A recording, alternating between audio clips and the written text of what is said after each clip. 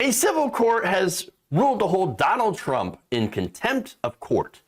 And this is after the former president refused to turn over documentation related to the New York Attorney General's investigation. That's the investigation with Letitia James.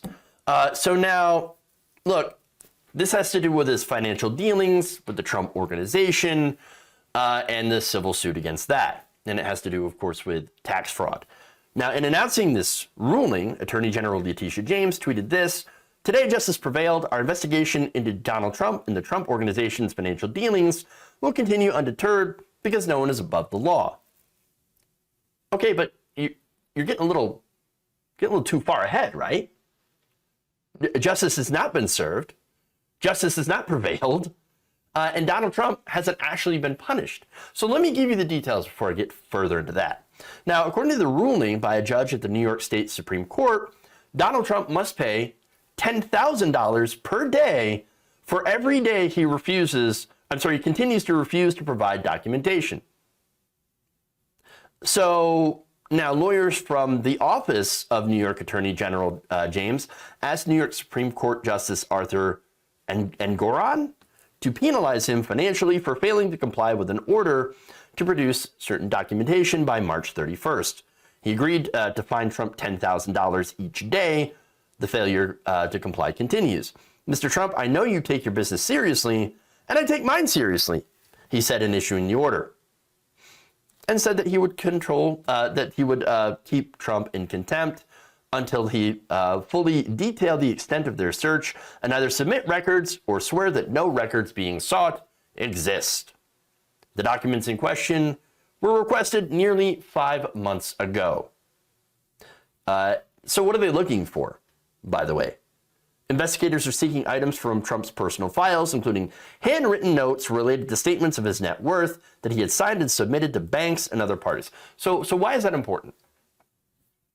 Well, it's because he's accused to have lied about his net worth in order to secure bank loans. I mean, that's very simple, right? So at the same time, he's also accused of deflating his assets to avoid paying taxes. So that is fraud. Also at Monday's hearing, a lawyer for James's office said an enforcement action may soon be taken in the long-running civil investigation. James has the ability to sue over her findings, a move that could result in significant financial penalties and other repercussions for Trump's family real estate and golf resort operation if they are found to be in violation of the law. So look, here's the thing. This is not criminal. Donald Trump's not going to jail as a result of this, right?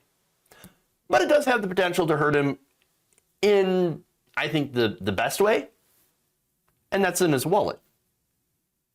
There's nothing Trump hates more than paying money. And so, well, I guess other than losing money. So look, again, this really isn't justice prevailing. This really isn't like the biggest thing against him. It's something, though. I guess it's one of the few tiny little potential victories. And I think the way that some people are selling it is just kind of like, yeah, you're overhyping it. Yes, it's good, but it's really not what we were hoping for. Now, that said, let's get to a really hilarious statement from Trump's lawyer, Alina Habba, who said during the hearing that Trump is, quote unquote, an honest person, much to the dismay of certain people in this room. Homeboy defrauded a charity. You realize that, right? Not only that, but he's been documented lying over 30,000 times. And that's while in office.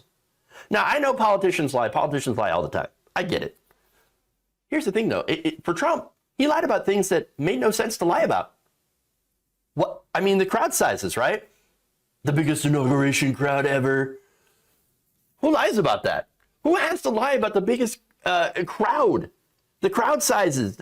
No. And by the way, the more concerning lie that has caused a lot of damage to our country is the whole big lie. he still cannot admit that he lost the 2020 election. I mean, now and then an article will pop up where it's like, okay, maybe I didn't win or whatever. And then he comes out and says, no, I won the election. I won it bigly. Joe Biden has stolen it from me. The Democrats. But you have no proof for it, of course. So it is a lie. So his lawyer saying this is actually beyond parody. I mean, however much this woman is getting paid, if she's even getting paid at some point, clearly, it clearly has to be enough for her to say some of these outlandish things.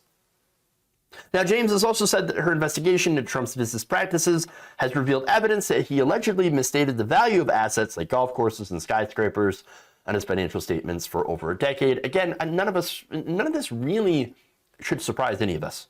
Her office then says that it is seeking Trump's testimony and documents while it works to determine whether he misstated values, shown to lenders, taxing authorities, and other business interests, constituted fraud, and if so, who may be behind it.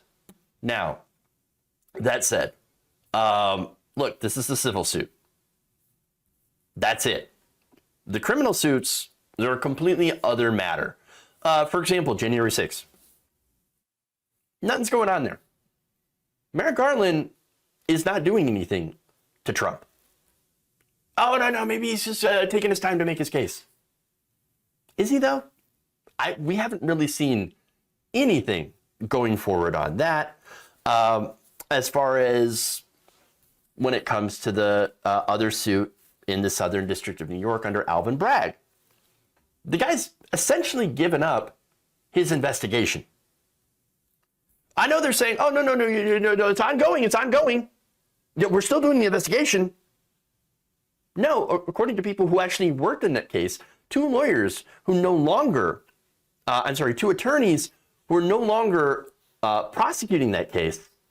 They're like, no, it's actually at a standstill, even though we've got the evidence. We do have the evidence. It is more than enough for you to indict him. He is guilty.